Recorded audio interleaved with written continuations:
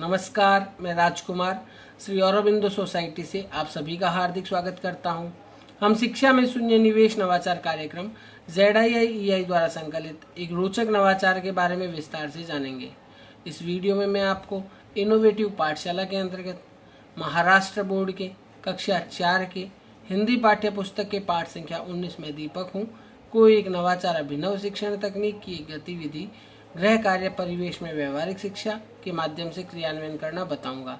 वैसे तो इस पाठ को ZIIEI के कई नवाचारों के माध्यम से पढ़ाया जा सकता है, परंतु इस वीडियो में हम इसे गृह कार्य परिवेश में व्यवहारिक शिक्षा के माध्यम से पढ़ाना सीखेंगे।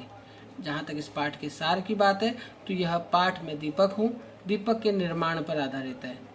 इस नवाचार की नवीनता एवं उपयोगिता यह है कि छात्रों को कंसेप्ट से संबंधित निर्देशों के आधार पर आसपास के परिवेश का अनुभव करवाते हुए गृह कार्य करवाया जाता है और साथ ही पढ़ाए गए कंसेप्ट को वर्तमान परिवेश से जोड़ते हुए उनकी बेहतर समझ को विकसित करने के प्रयास किए जाते हैं। इस नवाचार की क्रियान्वयन अवधि 20 मिनट है।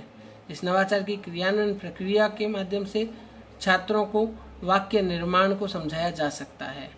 पूर्व प्रबंधन की जब बात करते हैं हम तो इसमें नवाचारी शिक्षक को कक्षा में छात्रों की कुल संख्या के आधार पर मैं दीपक हूँ पाठ से संबंधित तालिका की प्रति तैयार करके लानी होती है। पुनः अध्ययन की प्रक्रिया में छात्रों को वाक्य निर्माण की जानकारी को दोहराया जा सकता है। इस नवाचार को क्रियान्वित करने से पहले इस बात को ध्यान रखा जाता है कि इस पाठ को पहले ही पढ़ा दिया गया हो, इसका निर्माण और इसकी व्याख्या छात्रों को करवा दी गई हो। विद्यार्थियों के लिए कुछ निर्देश होते हैं, जैसे छात्रों को कहा जाता है कि घर जाकर अपने अभिभावकों की सहायता से अपने घर में प्रकाश प्राप्त करने वाले विभिन्न साधनों की सूची तैयार करेंगे और साथ ही साथ उन साधनों के नाम और उनका प्रयोग लिखते हुए जो तालिका आपको दी जा रही है उस तालिका को एक वाक्यों के साथ में भरेंगे। अब साथ ही साथ आपको अभिभावकों की मदद से इस तालिका को फिलअप करना है। मैं आपको उदाहरण के माध्यम से बताऊं तो जो एक तालिका दी जा रही है उसमें सबसे ऊपर छात्र का नाम लिखने की जगह होती है।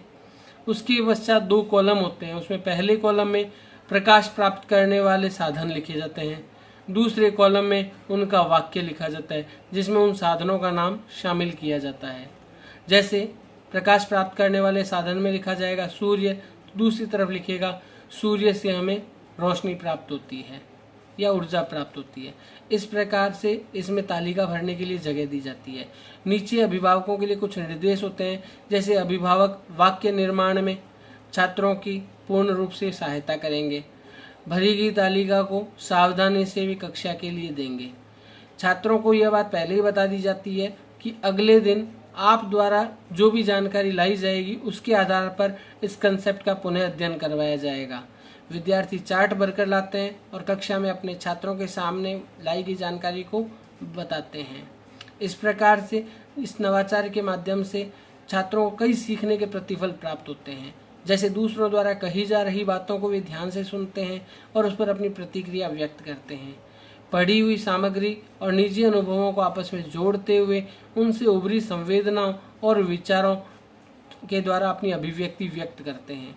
विभाषा की बारीकियों को समझते हैं, जैसे कि संज्ञा, सर्वनाम, विशेषण, जेंडर, वचन इत्यादि को ध्यान में रखते हुए वे लिखते भी हैं।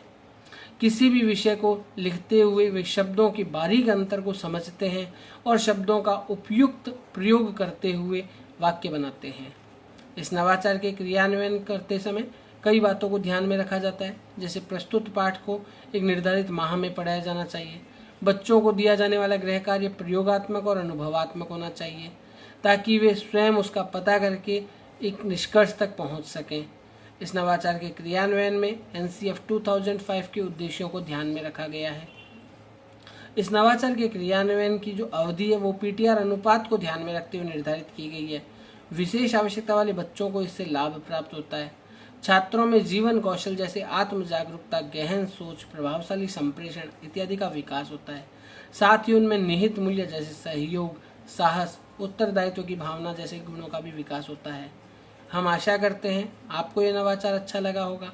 आप भी इस चैप्टर को इस नवाचार के माध्यम से अपने विद्यालय में क्रियान्वित करेंगे। हम इस प्रकार के दिलचस्प नवाचार आप तक लाते रहेंगे। आपसे अनुरोध है आप हमारे YouTube चैनल ZIIEI को सब्सक्राइब करें। यदि ये वीडियो आप फेसबुक पर देख रहे हैं तो हमारे फेसबुक पेज को लाइक करें।